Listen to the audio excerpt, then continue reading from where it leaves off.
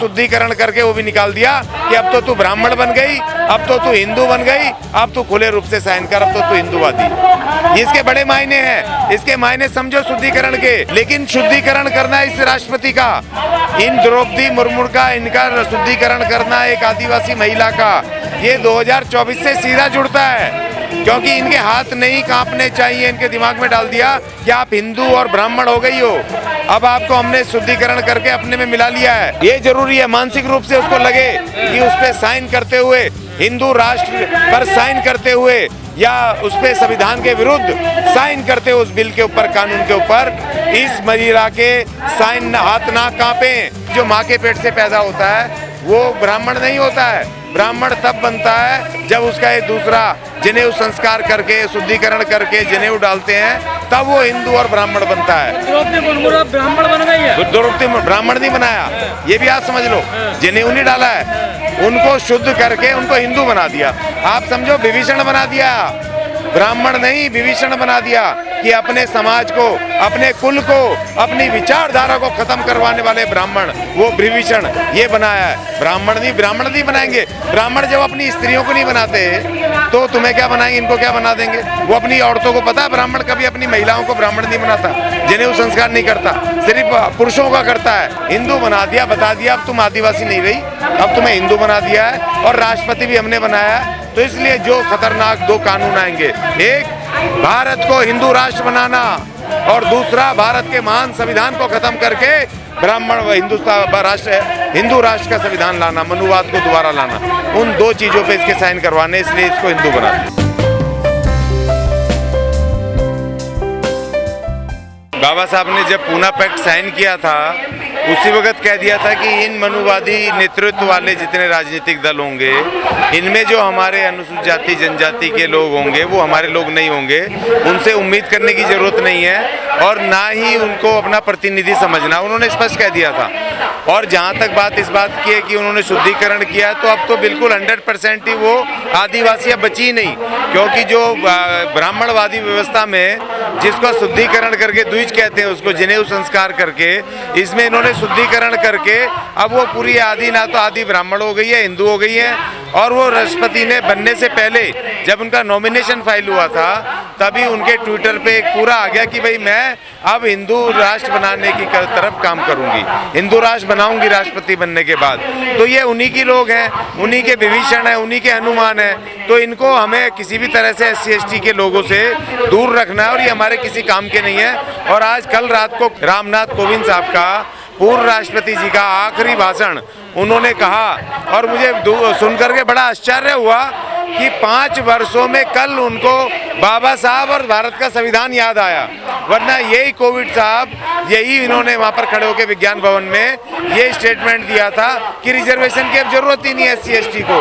तो जब 5 साल आप काम कर रहे थे तो SC ST की याद नहीं आई, उल्टा उनके जो खिलाफ कानून बन रहे थे उन पे आप साइन करते रहे, उन पे सरकार को सहमति देते रहे और वहाँ कहते रहे रिजर्वेशन की जरूरत नहीं है। और आज जब आप रिटायर हो रहे हो और आपका आखिरी भाषण है तो आपको संविधान याद आ रहा है, उसकी वैल्यूज याद आ रही हैं। तो ये लोग वो विभीषण हैं कि जो सामने भाई बन करके और पीठ में छुरा घोंपते हैं, और जिसके भाई हैं, जिसके अधिकार, जिस संवैधानिक अधिकार से ये बने हैं, उन संवैधानिक अधिकारों को खत्म करने में इनकी मुख्य भूमिका है। तो इनको हमें अपना नहीं समझना चाहिए।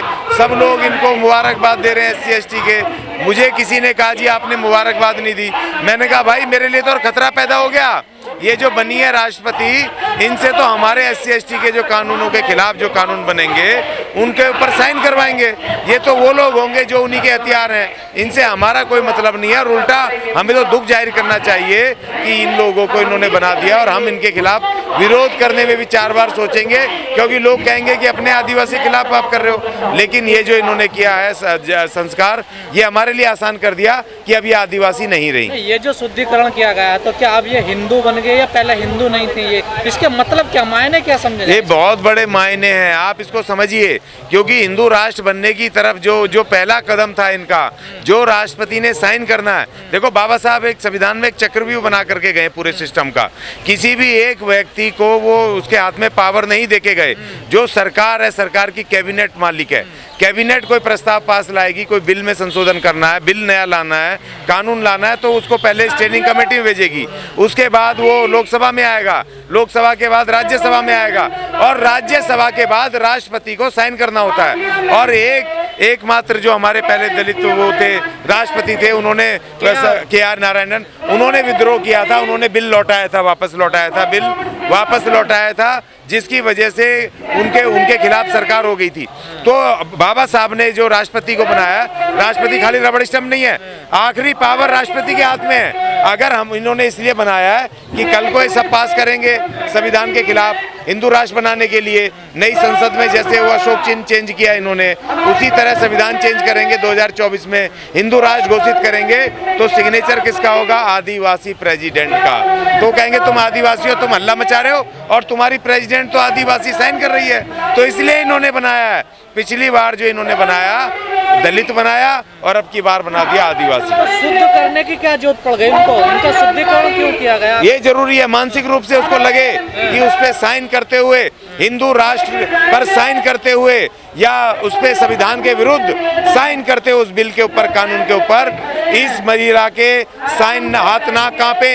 ये जो थोड़ा बहुत आदिवासीपन इसमें होगा भी तो शुद्धिकरण करके वो भी निकाल दिया कि अब तो तू ब्राह्मण बन गई, अब तो तू हिंदू बन गई, अब तू खुले रूप से साइन कर, अब तो तू हिंदूवादी है। ये इसके बड़े मायने हैं, इसके मायने समझो शुद्धिकरण के।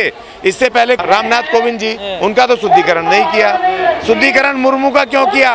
क्योंकि ये आखिरी स्टेप है 2024 संविधान खत्म करने का, जो आएगा हिंदू राष्ट्र का संविधान, उस पे इसके हाथ नहीं कांपने चाहिए। इस देश के संविधान को खत्म करते हुए, इस देश के स्टेटस को, शांति अहिंसा के बुद्ध के स्टेटस को खत्म करते हुए इसके हाथ ना कांपे। इसके दिमाग में डाल दिया अब तेरे को शुद्धिकरण करके हिंदू बना। बड़ी मंशा है, बहुत भारी, बड़ी नहीं, बहुत बड़ी मंशा है, साजिश है, साजिश की मंशा है बहुत बड़ी इनका शुद्धिकरण करने का। ये पिछड़ों के, दलितों के, आदिवासी जो नेता बनते हैं, इनका शुद्धिकरण किसी का घर को धोया जाता है, जैसा अखिलेश यादव के घर को धोया गया, रामनाथ कोविंद जी को मंदिर में नहीं जाने दिया, वहाँ पर धक्के मारे गए। देखिए, जो अखिलेश जी का, जब वो वहाँ से निकले, उस घर को शुद्धिकरण करना, वो तो बात समझ में आता है कि एक आदमी पिछड़ा मुख्यमंत्री था और उसको जाने के बाद ये शुद्ध करके खुद बैठ रहे हैं, वो बात समझ में आती है। क्योंकि इनके उसमें हिंदू धर्म में है कि कोई अगर दलित हो गया, शूद्र गवार, ढोल गवार, शूद्र पशु नारी, कोई अगर किसी उसमें बैठ जाते हैं तो उसको शुद्ध करना है और उसके बाद बैठना है। नहीं, वो हिंदू है, लेकिन इस महिला का शुद्धिकरण करना, मैं बार बार कह रहा हूँ। देखो, रामनाथ कोविंद जी को उन्होंने मंदिर में नहीं जाने दिया, वो उनकी विचारधारा का हिस्सा है, उनको धक्के मार दिए, जो मर्जी कर दिया, लेकिन शुद्धिकरण करना इस राष्ट्रपति का, इन द्रौपदी मुर्मू का, इनका शुद्धिकरण करना एक आदिवासी महिला का, ये 2024 से सीधा जुड़ता है। क्योंकि इनके हाथ नहीं कांपने चाहिए, इनके दिमाग में डाल दिया कि आप हिंदू और ब्राह्मण हो गई हो, अब आपको हमने शुद्धिकरण करके अपने में मिला लिया है। जिस तरह से ये शिव को नहीं हरा पाए तो शिव को इन्होंने ब्रह्मा विष्णु महेश में शामिल कर लिया। इनके बड़े मायने हैं इन सब चीज़ों के।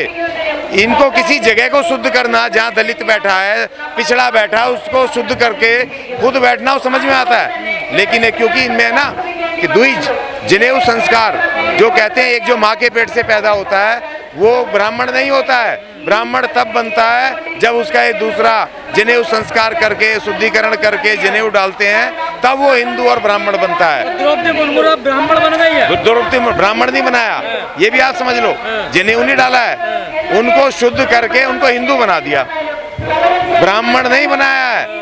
आप समझो, विभीषण बना दिया, ब्राह्मण नहीं विभीषण बना दिया कि अपने समाज को, अपने कुल को, अपनी विचारधारा को खत्म करवाने वाले ब्राह्मण, वो विभीषण ये बनाया है। ब्राह्मण नहीं बनाएंगे। ब्राह्मण जब अपनी स्त्रियों को नहीं बनाते तो तुम्हें क्या बनाएंगे, इनको क्या बना देंगे? वो अपनी औरतों को पता है, ब्राह्मण कभी अपनी महिलाओं को ब्राह्मण नहीं बनाता, जनेऊ संस्कार नहीं करता, सिर्फ पुरुषों का करता है। तो इसीलिए जब इनको हिंदू बना दिया है, जनेऊ करके हिंदू बना दिया, बता दिया अब तुम आदिवासी नहीं रही, अब तुम्हें हिंदू बना दिया है और राष्ट्रपति भी हमने बनाया है। तो इसलिए जो खतरनाक दो कानून आएंगे, एक भारत को हिंदू राष्ट्र बनाना और दूसरा भारत के महान संविधान को खत्म करके ब्राह्मण व हिंदू राष्ट्र का संविधान लाना, मनुवाद को दोबारा लाना, उन दो चीज़ों पे इसके साइन करवाने, इसलिए इसको हिंदू बना दिया।